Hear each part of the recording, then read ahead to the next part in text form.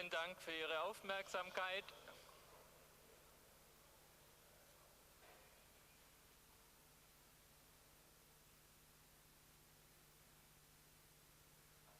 Ich habe die Ehre und werde das jetzt auf Englisch tun, wegen unseres Gastes, unseren Keynote Speaker vorzustellen. It's my pleasure to welcome and introduce the keynote speaker for today, Sir Robert Skidelsky. Welcome very much.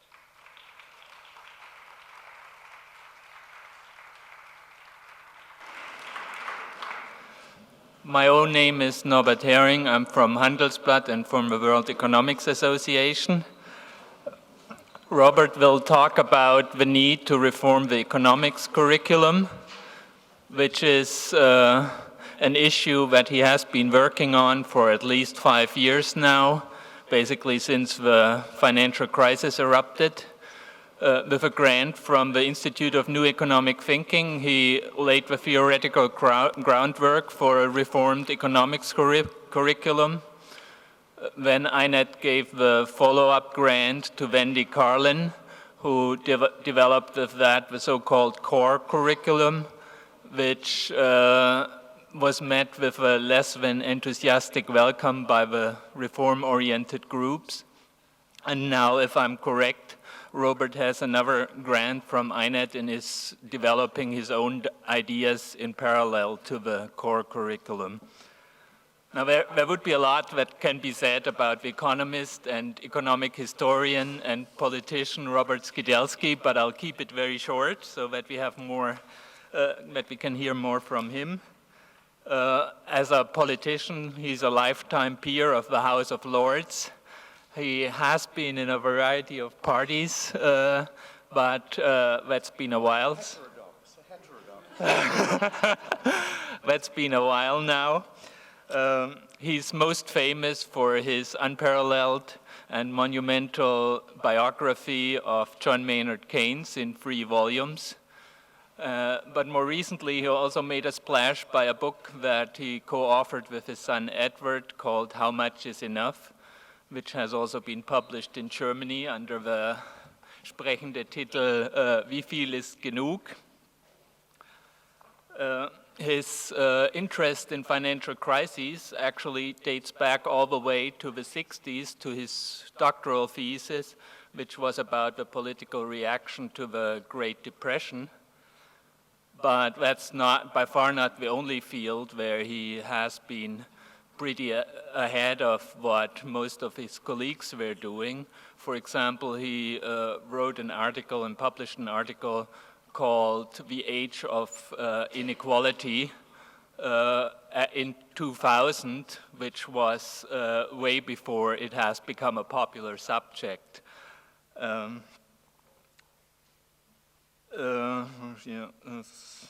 And these 2 subjects, inequality and financial crises, are very seriously underrated in economic models and economic textbooks, which probably explains a lot of his deep satisfaction with both of them, but I'm sure he'll explain to us now. So I would invite you to give another very warm welcome to Robert Skidelsky, and I'm very curious to hear what he has to say.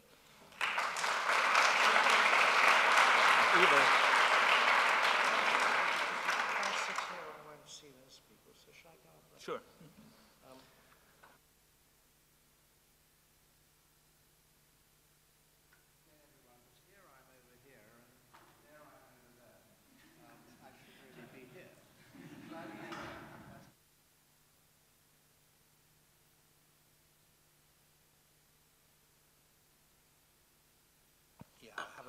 I'll have a bit of water. Well, it's very nice to be here in Berlin again. The last time I was here, actually, which was about 8 or 9 months ago, it was at the invitation of the Ministry of Finance, and we had a very, very different discussion because I criticized Germany running a continuous current account surplus of 8% of GDP as destructive of the Eurozone, and the Minister of Finance didn't like to hear that. and so I haven't been asked again, and I dare say I won't be asked again. Anyway, I'd like to, just to pick up something Professor Haring said. After a long campaign, and he was quite right, I mean, INET, which was the Institute for New Economic Thinking, with radical intentions but conservative backing, did go for a rather modest book by Carlin and Soskis. And they founded that, and they turned away mine. But then I said to them, look, if you do this, I shall just write a piece saying you're you're a fake radical organization. At which point they offered huge sums of money.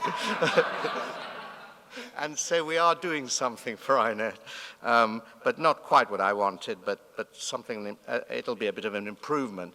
I'd like to organize what I want to say under three headings. One is what's wrong with economics, second, reforming economics, and the third, economics and power.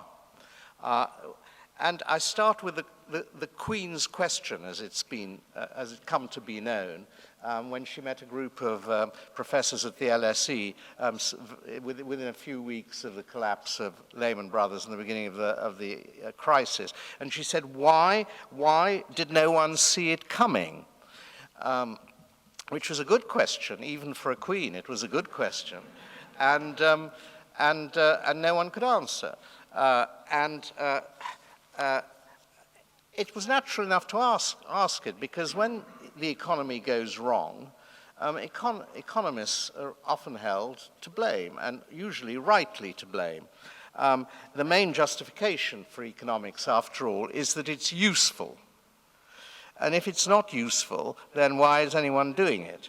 The Great Depression of the 1930s produced Keynesian economics. And of course, the inflation of the 1970s and 80s produced Milton Friedman and monetarism. But really, what is the relationship between economic ideas and economic policy? I think it's a very complicated one, and I'm going to say a bit more about it at the end. But I think in general you can say economic ideas are both endogenously and exogenously generated. In other words, I think the inspiration for a change comes from a debate within the economics profession itself. But whether it's successful or not, that depends really on the structure of power. There have been lots and lots of good ideas in economics which have never made it. And they were actually responses to real problems in the discipline, but the circumstances weren't right, and so they were shunted along a bypath. And I think that relationship, in other words, as one economist explains, economic doctrine is inherently ideological. The power structure dictates the choice of topics and the methods by which they're handled. You can't really deny that the marginalist revolution was partly supported by the power structure, because it argued that businessmen received their marginal products, of course contrary to Marx, who thought that they actually lived off the toil of the workers. So you get that kind of relationship all the way through. Well, let's turn to the methodological issues, which are very important, and this is really what's wrong with economics. First of all, well, there are 5 things wrong with economics, and they're pretty serious in my view. First of all, the unrealism of its assumptions. This is familiar territory, cutting off economic theory from the real world. And economists build models not just to simplify reality, but actually to assume things which don't occur in the real world at all, such as perfectly flexible wages and prices and things like that, which then actually inform policy decisions. Because of course, the economists add all kinds of qualifications, but the politicians, if it's politically convenient, act on the assumption that the ideal world is the real world. And Schumpeter called this type of unrealism, the Ricardian vice in his monumental history of economic thought. Second thing wrong with economics, equilibrium thinking. And this is the poisoned gift of physics to economics. Because scientific economics started at exactly the moment when the world was entranced by the discovery of laws of physics. And economics sought to discover equally binding and compelling laws of society. And I believe that economists have suffered from physics envy ever since. They want to be like physics, and unfortunately, reality is always getting in the way. But of course, economics can't do what physics does for many obvious reasons, which I don't need to go into. I mean, I can say more about them. But if we want to really take something seriously from physics as a discipline, we should at least take the scientific method, constantly questioning one's conclusions and one's assumptions. And that's something that economists very rarely do. One important implication of economics not being like physics is that there are no general laws of economics. All its laws are contingent and contextual, because reality, the parameters of economic life are continually shifting. That's one reason. And secondly, different schools of economics grow up in different countries, in different circumstances, and reflect different norms and traditions. The third thing wrong with economics is methodological individualism, the habit of treating individuals and their choices and decisions as the sole units of analysis.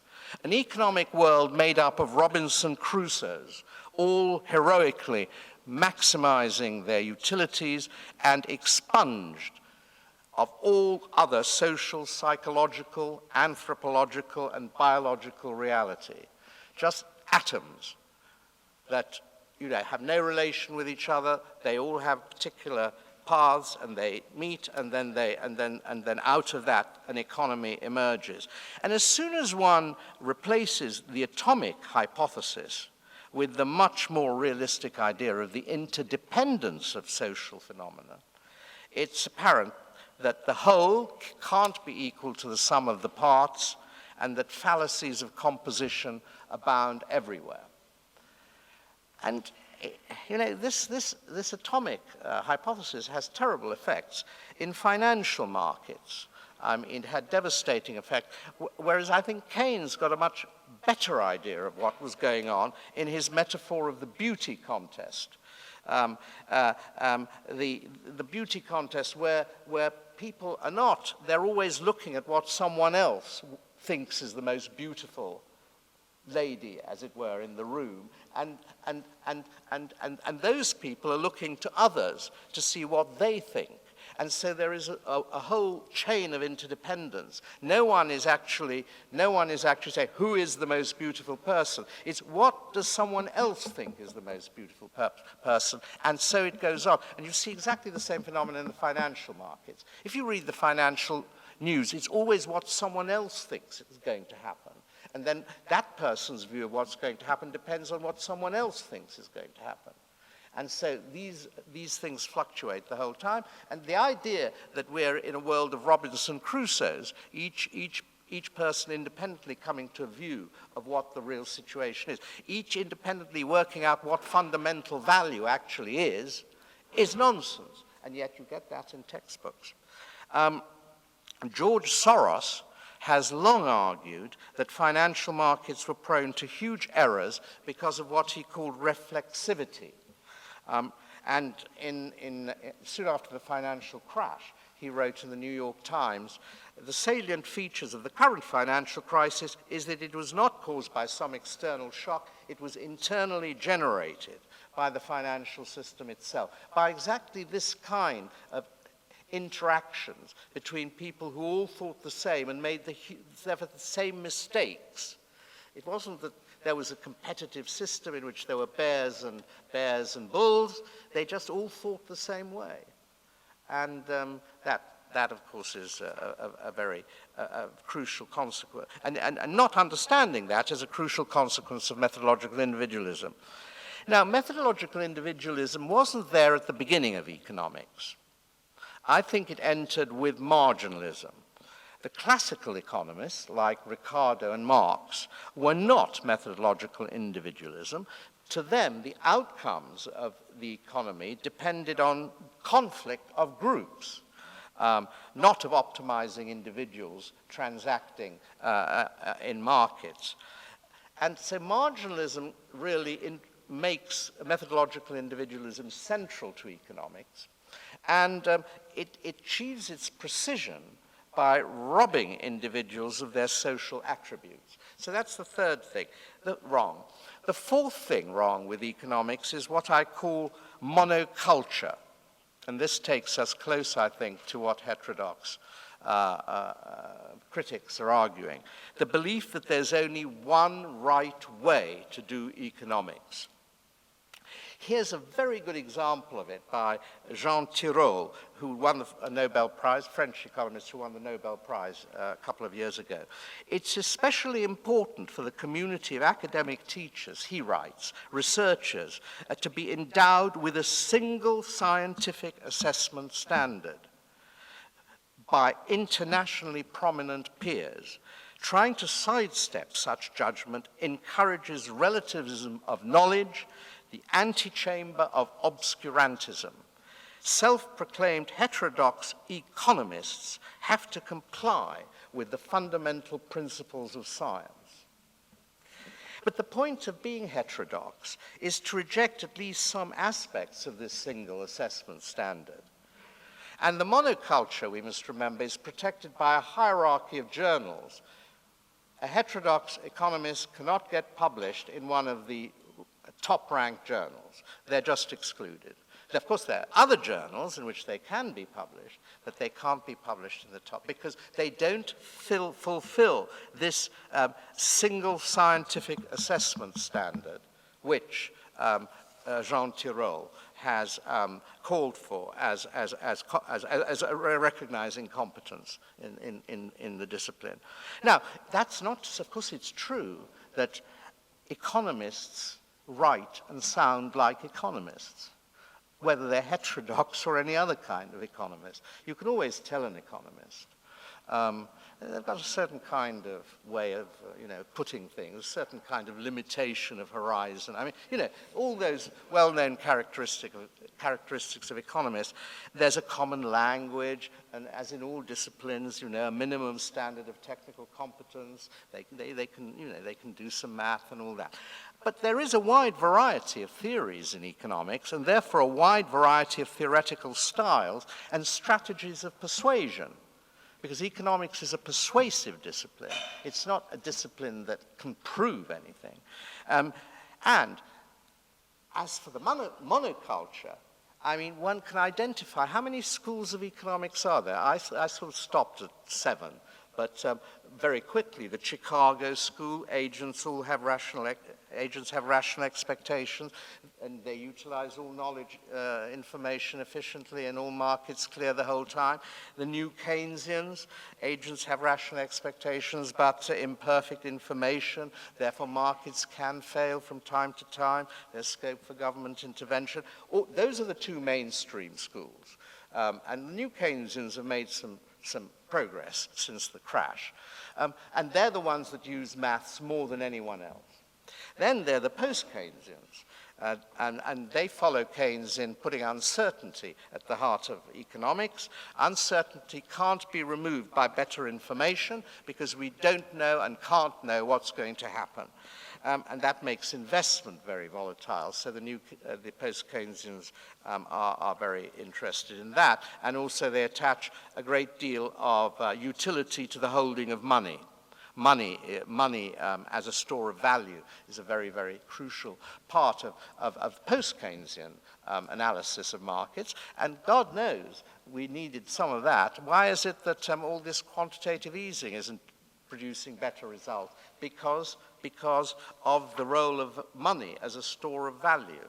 and people don't want to give it up too easily if they're uncertain. Then the fourth school, behavioral economics, which sets out to theorize on the basis of how human beings actually behave, and therefore it uses cognitive psychology to reach an astounding conclusion, which is that a lot of behavior is irrational. It really took a discipline to discover that, didn't it? Then we have Hayekian economics, and Hayek denied the validity of macroeconomics altogether for reasons we all know about. The state can't aggregate the dispersed information given by the price system. But he agrees with the Chicago economics, Hayek, in deploring all government intervention, or most government intervention, but of course he has a special view of how banking should be organized. That is, the Hayekians are against fractional reserve banking. Then there's Marxist economics. Maybe that should have come higher up on my list. And Marxists say that economics is an ideological superstructure of capitalism, and its purpose and techniques are simply to disguise the fact that employers exploit the worker. And their units of analysis are not individuals, of course, but classes. And it's not just that Marx wrote before the calculus was widely used. You can't use the calculus if you're talking about class struggle. If that's your theme and that's your explanatory scheme, you don't use that kind of technique. It's for a different kind of explanation. And finally, business cycle theories. They deny equilibrium, and of course there's a lot of economics which rejects equilibrium as a method of theorizing. So these are examples of the heterogeneity of economics today. The important point, though, is that the teaching, the textbooks, and the promotion ladders in the most prestigious university departments of economics are commanded by the first two schools, and the other schools are marginalized. And the student demand for a pluralist approach to teaching reflects an accurate perception that there are numerous unsettled questions of method and theory which should rule out a dogmatic approach. And just to end this section on the monoculture isn't just the product of the neoclassical orthodoxy today. Keynesianism in its heyday was a monoculture, and one should never disguise that fact. They were just as intolerant of classical and neoclassical economics as the neoclassical economics are of Keynesianism. Here's Paul Samuelson. In 1973, the specter of a repetition of the depression of the 1930s has been reduced to negligible proportions. That was the heyday of that monoculture. Keynesianism had cracked forever the problem of unemployment. And there were a few benighted people around, hanging around Chicago who were sort of, about to be finally obsolete. But then, here's Robert Lucas writing in January 2003. He's the high priest of one of the high priests of rational expectations theory. Macroeconomics, in this original sense, has succeeded. Its central problem of depression prevention has been solved for all practical purposes. That is, his theory had solved the problem of depressions, not the Keynesian theory, but they were both claiming, they were hubristic. Both of these schools were hubristic, and that is a consequence of having a monoculture. And my last point is, my last thing, what's wrong with economics, is formalization. The rendering of all or most of the above in equational form, such that economics becomes a branch of applied maths with little contact with the real world. Now, the great virtue of maths is that it does make precise things which ought to be precise. Its great defect is that it imparts a false precision to things which cannot and ought not to be made precise. Just one quote on this. I had some things I wanted to say about the contrast between maths and history as a way of doing economics, but I think that'll make my talk too long, so I'll leave that out. But just one quote on maths. This is from Thomas Piketty, who, of course, leapt to fame 2 or 3 years ago for his massive book on inequality. And Piketty wrote, "I was only too aware of the fact that I knew nothing about the world's economic problems. To put it bluntly, the discipline of economics has to get over its childish passion for mathematics and for purely theoretical and often highly ideological speculation at the expense of historical research and collaboration with the other social sciences." And that was a very good, that's a very good way of putting it. Now, let me say something about the reform of economics.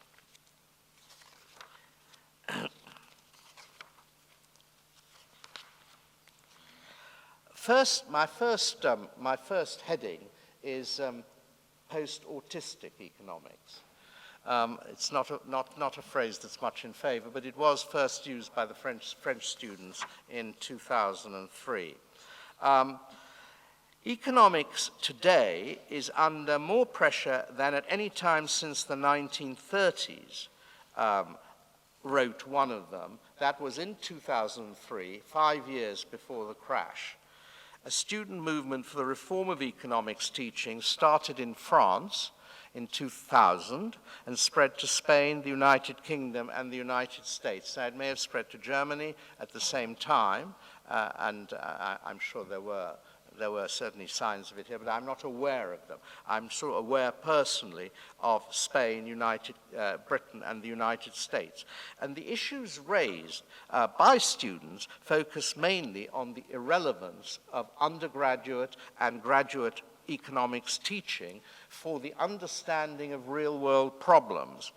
They were against what they called imaginary economic worlds being imposed on students, and they called this autism and called themselves the post-autistic movement. I rather like the phrase. I know it's insulting, but I quite like that concept. Now, what I think the students singled out was the refusal of economics to take seriously any approach to economic issues not based on neoclassical theory, and against its dogmatic teaching style, which they said aimed to indoctrinate rather than educate.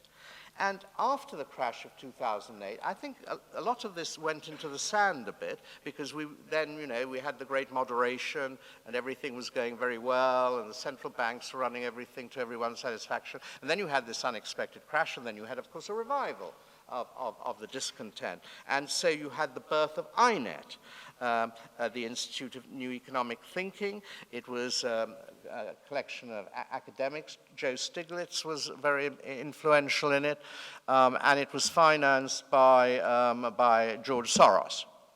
He gave it $50 million, and he was on the right lines. If you're going to blow up some foundations, you need some money. But of course, he wasn't himself personally involved in the spending of the money. And of course, as always happens, the money was captured by people who had uses for it which weren't identical to the uses he wanted to put it. You got the usual problem. And so far, the reform movement, you may be able to tell me otherwise, hasn't made very much impact on the textbooks. One would expect a lag, of course. The textbooks are always 20 years out of date. But the problem really lies with the structure and methodology of the discipline itself. And I cite as my witness the textbook by Wendy Carlin and David Soskis. And it starts promisingly enough. It aims to give students the tools to understand the problems that excite them. Well, that's good, isn't it? I mean, there are problems that excite people. All we aim to do is to give them the tools. But of course, the tools turn out to be the neoclassical tools. But of course, they're aimed at a wider set of problems than you usually find at the beginning of a textbook. So they start with real-world things. What are the causes of poverty in Africa?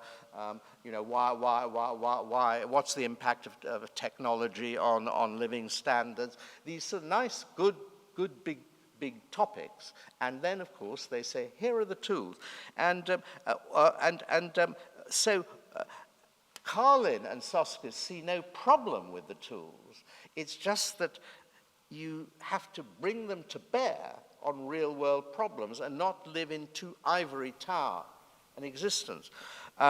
Thus, Professor Carlin writes, it's an interesting image, that students must be taught how to drive the car as well as build it. The main problem is learning how to drive. But actually, the problem lies deeper. It's in the assumption that there's a single right way to build the car. Many students believe that they're being taught to build a car with a faulty design which will crash the moment they try to drive it. An important source of discontent, therefore, is the nature of the tools and not just the nature of the problems. And I think this is an important thing. Albert Einstein said, whether you can observe a thing or not depends on the theory you use. It is the theory which decides what can be observed. If your theory tells you that financial markets process information correctly, you are likely to miss or ignore signs of impending disaster. Just like the captain of the Titanic, who sailed into an iceberg equipped with all the latest tools of navigation. But they weren't the right tools. And that is not an argument against abstraction itself, because Keynesian models can be very, very abstract, but with a type of abstraction which, in the interests of formal precision, abstracts from the most important characteristics of actual life. Here's an example, a very good example, from Carlin and Soskis. They discuss why societies have taken so much of their increased real earnings in the form of higher consumption rather than more leisure. It's a problem I discuss with my son in the book to which you referred, How Much Is Enough? And it is an important problem, and likely to be a more important problem in the near future as automation takes away jobs and as we run up against the natural limits of the planet. So, why people choose to take out their higher living standards in more consumption rather than more leisure is a very important economic problem. And so how do Carlin and Soskis discuss it? They discuss it entirely in terms of individual consumer choice. That's the model. They ignore advertising, labor market structure, distribution of income, and how they enter into these individual choices. In other words, they take us beyond analysis those matters which ought to be part of the analysis of consumer choice. Precision is purchased at the cost of narrowness. So, I think just to conclude this particular section, it should be perfectly possible to teach the neoclassical view alongside theories which emphasize the social construction of consumer choice. So I don't know how you do it. I think there is a way of doing it. But the trouble is, you start with your models of consumer choice, and then you sort of add on, oh yes, there's advertising too. Well, of course, yeah, I mean, that is important, no doubt, but we can't really deal with it. So we stick to our original model. And I think it's a big problem for teaching, how you give equal weight to formal analysis and less formal analysis, without denigrating, in other words, without denigrating the second. And that's a problem of formalization. The heart of the problem lies in the claim of mainstream economics to an authority which is intellectually illegitimate. The demand to teach alternative theories of physics and chemistry doesn't make very much sense. After all, chemistry students are no longer taught phlogiston theory as a valid alternative to the theory of combustion. They're no longer taught Ptolemaic theory as an alternative to Copernican theory, but maybe they should be. Maybe they should be, and maybe I've got a false view of science, but that's the contrast which we normally make and which economics tries to overcome. In physics, the interaction of two bodies is fixed by physical laws, but in economics, it's fixed by context, values, and societal norms.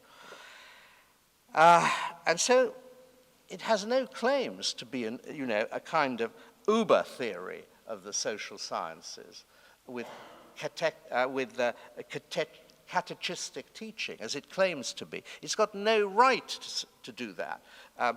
Yet this is what economic theory has always claimed to be. Its methods of analysis alone are scientific, and all alternative methods of analysis are unscientific to a lesser or greater degree. And from these observations, certain conclusions suggest themselves which are particularly important for the reform of economics are teaching. Teaching economics is about education, not training. In economics, it's particularly important to uphold the classical academic virtues of open-mindedness and tolerance for other perspectives. Economics should aim to turn out critical students, not human robots. Economists who emphasize the virtues of competition should live up to their theory. They should accept competition from other economic theories. In order for this to happen, they should alert their customers to the existence of other products on the market. And to do this, that requires the integration of theory, economic history, and the history of economic thought. It also requires economics to engage with other social sciences. A very, very important subject is political economy. And the reason it's faded away, rather, is it's very hard for us to define. We know that all events of interest to us are shaped by both economics and politics. When we talk about Syria, what's more important? Is it the politics that's driving the economics, or is it the economics that's driving the politics? We don't quite know how to map this, and we don't quite know how to integrate the two. Well, my last topic, I've got 5 minutes, and I'm very happy with that, is economics and the state. Economists have generally been very impatient of methodological discussion, arguing that it prevents them from getting on with their job of improving society. But the way one does economics is crucially important for the way one sets out to improve society. All the methodological propositions we've discussed so far incline economists towards laissez-faire and hostility to state intervention. And I don't think we understand fully how strong hostility to the state has been, how strong an influence it's been on the evolution of economics. From the start, scientific economics was based on the theoretical arguments against the state intervention. Adam Smith's Wealth of Nations, as you know, was a polemic against the mercantilists who advocated a paternalist state control of foreign trade. And what Adam Smith pointed out was that the ruler was inevitably corrupt. And therefore, as Adam Smith said, my aim is to absolve the prince from duties he had neither the knowledge, competence, nor disinterestedness to fulfill. Now that's how the thing started. And of course they've been trying to divest the ruler of these responsibilities ever since. I mean, George Osborne is the latest person who, in England, who wants to divest the ruler of responsibilities he should not have by, of course, reducing the welfare state. Marx criticized economics as the ideology of the powerful. And he saw Ricardo and Malthus' doctrine of the wage fund as the ideological support for profits. Marx didn't want a stronger state, which he thought would always be the servant of the bourgeoisie. He wanted a proletarian revolution. Now, the difficulty with the Marxist base superstructure idea is, of course, there's no one-to-one relationship. I mean, ideas do have some power themselves. They're not just tools that the ruling class uses, and that's because economists are quarrelsome people, like all intellectuals. They don't like the way the politicians misuse their ideas. Therefore, they're always putting them in a way that's rather different from the way the politicians would like, or the powerful people would like to have them. So there's some relative autonomy in economic ideas. Now, the 20th century, of course, gave the state a much enlarged welfare function.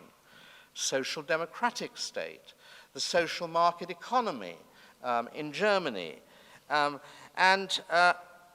this point in the literature, this was Keynesian social democracy, the state was depicted as a kind of benevolent despot. The state was, you know, above politics, above the market, with only long-term interests in view, and therefore it could be trusted with more power. And that was really the message of the Keynesian revolution.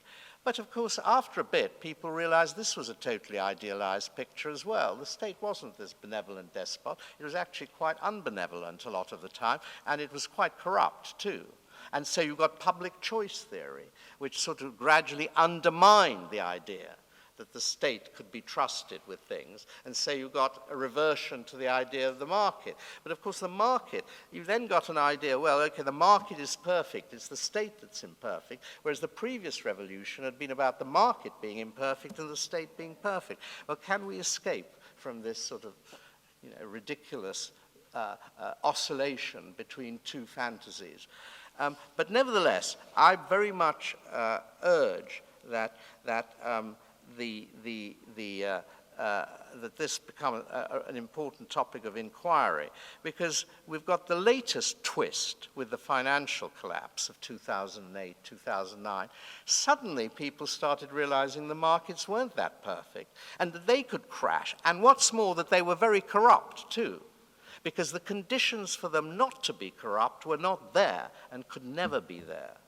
You cannot have a perfectly competitive banking system in a globalized world economy. You can't even have it in a non-globalized world economy. The monopoly elements are all over the place. So how do you deal with them? Who deals with monopoly? I mean, the free market, the Hayekians say you break everything up, you have small units. In fact, that was also one of the original impulses of the German social market economy. That was what Erhard sort of had in mind. But it doesn't happen that way. That's not the way the world is. So let's have an economics that's about the world and not about the ideal world. Thank you.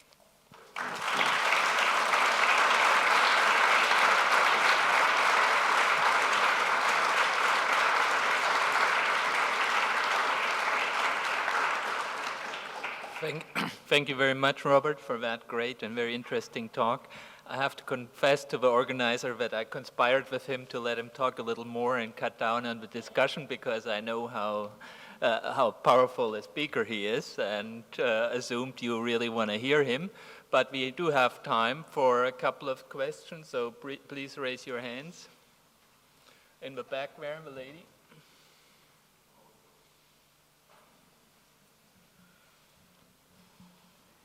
Thank you very much for that beautiful presentation. Speak up, please. Can you hear me okay? Is that all right? No, still? Is that better? I thank you for the beautiful presentation. I thought it was a lovely talk.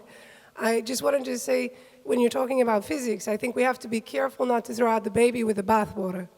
So Alfred Marshall talked about using the mathematics of physics, and he said at the beginning of his book, we would use the mathematics of biology if we could, but we can't. But today we can. And so we have agent-based modeling, which I've been talking about with some of the students here. And so I think it's just something I wanted to add, aside from saying thank you very much for the beautiful presentation. I would collect 2 or 3 questions. Is that okay? Yeah. Here, please. I too would like to thank for a marvelous address, very thought-provoking. I would like to refer to your last remarks about the state. They reminded me of Maggie Thatcher saying that there is no society but only individuals. And could one say, after your contribution, there is no state, there are only interests? One more question from I refer to the first remark on your talk. That is one of the things that we often have among our heterodox ranks, the physical analogy. I think we easily can throw the child out with the bathwater, because when we say generally that the physical analogy is completely wrong for economics, then we are speaking of deterministic, analytical, first half 19th century models of physics, okay, like a gas in a container. We have in between some stochastic versions. One has moved into the financial markets models with normal distributions, which is no progress at all. But nowadays, we heterodox complexity economists refer indeed towards physical analogies, in the sense that physical systems, stochastically analyzed, lead us to structures, network structures that have fat-tail distributions of centralities, of events, etc. And here we have a powerful explanation of why big crises in so-called self-organized systems may happen considerably more often than neoclassicists can even comprehend. So I would not say be careful of physical analogies in general, but do the right physical analogies, and then we can profit. I think that's a very good corrective. I would also say biology is a good model. I mean, these are metaphors. I mean, in a way, obviously, society isn't like a human body, but when you're using analogies, I mean, it may be that biology is a better analogy than physics. I mean, that's what Marshall, actually, the economist Alfred Marshall, he thought that economics ought to base itself on biology. And of course, when you're thinking of development and things like that, have I answered you? I probably haven't answered your question, but that's maybe because I didn't hear it properly. There's no state, only interests.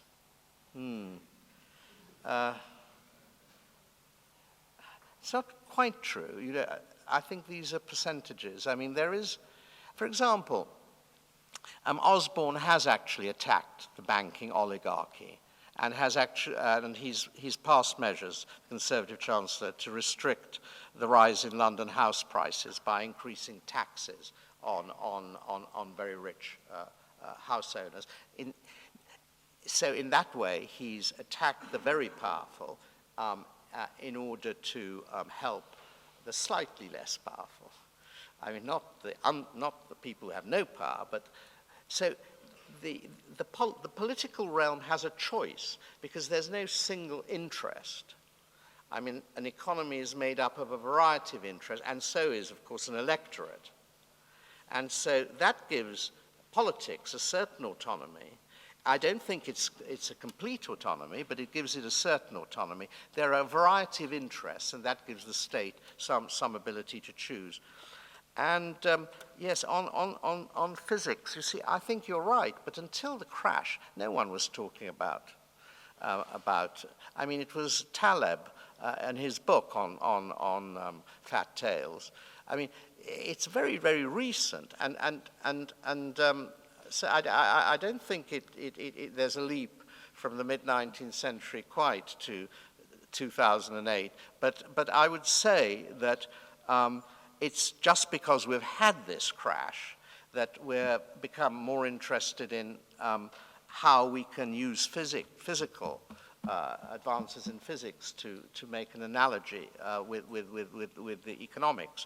But I wonder how this will develop. That's all I'm a little bit skeptical about. And it's also true that 19th century and Newtonian physics has been superseded, and we understand that.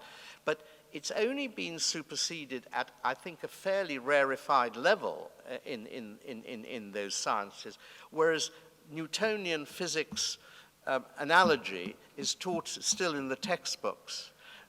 And so, anyway, Thank you. We can have one more round of questions. There in the back.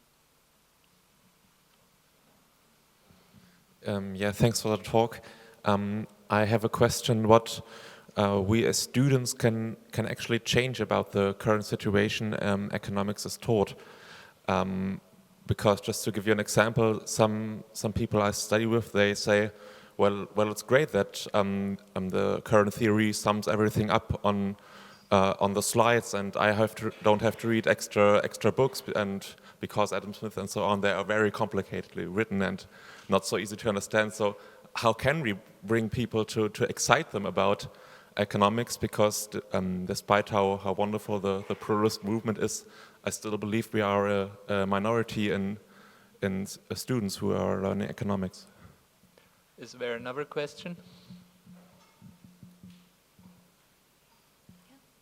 Yeah, here. Thanks. My name is Victoria. I'm from Rethinking Economics in London. Over here. Very similar question, but I wanted to just build on that and say that at this conference today and others like it, there seems to be some agreement to the fact that economics as it stands prevails partly because of special interests to whom this current paradigm suits. And sadly but truly, it's not going to be able to be changed, or that power won't be dislodged by heterodox economists at universities. It's going to have to go into the broader political spectrum. And so I wonder whether, just from your experience within politics, where you think the political will from a more broad-based public who won't have engaged with economics before but are feeling the brunt of its policy, how we could yield that support. If there are no more, I'll answer those two. Albert Hirschman wrote a very nice book called Exit, Voice, and Loyalty. It was about how people should position themselves in relation to public institutions. It was actually about health service and educational services. But he said there were two strategies: exit or voice. Now, there's a third, loyalty. But exit, to answer your question, give up economics. I mean, that's the exit strategy.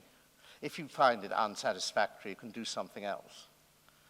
Now, you may not want to go quite that far, because you may be interested in it, in which case you can also try and do something that is wider, like political economy, and there are courses in political economy which bring in politics, not so technically demanding, and also wider ranging in the matters they inquire into.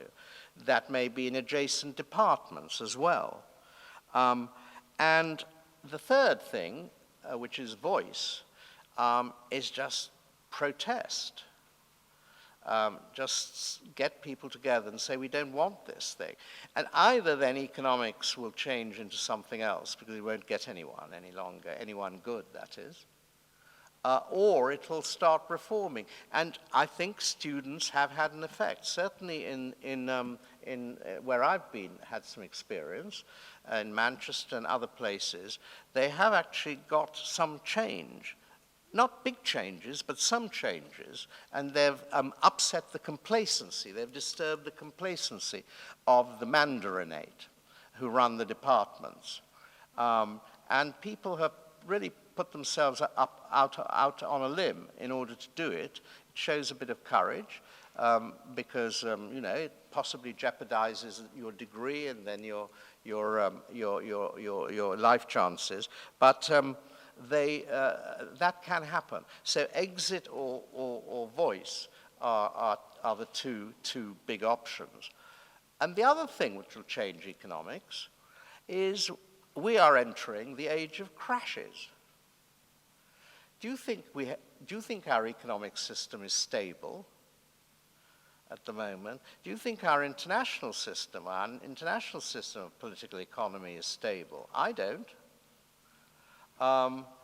We had a period of 15 years of stability, relative stability, from the late 1990s to the big crash. We haven't recovered properly from the Greater Recession.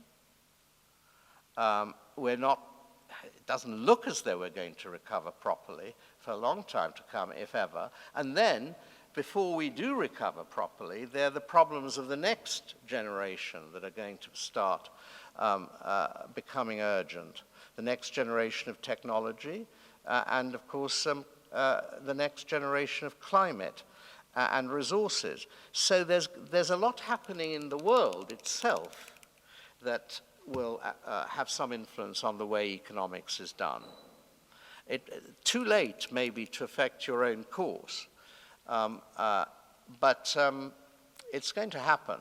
And one day, this kind of economics, it'll shrink in relation to everything else that all the other things we need. It's rather what happened to certain branches of philosophy. One day, no one wanted to go into that house any longer. It's also what happened to theology. It's a very interesting point, this. In the late 19th century, theology was the largest department in many universities. And after a bit, no one wanted to do theology. And therefore, because people didn't want to do theology, the number of theology teachers shrank, departments of theology closed, and what replaced them? Departments of economics. After all, the secular version of theology.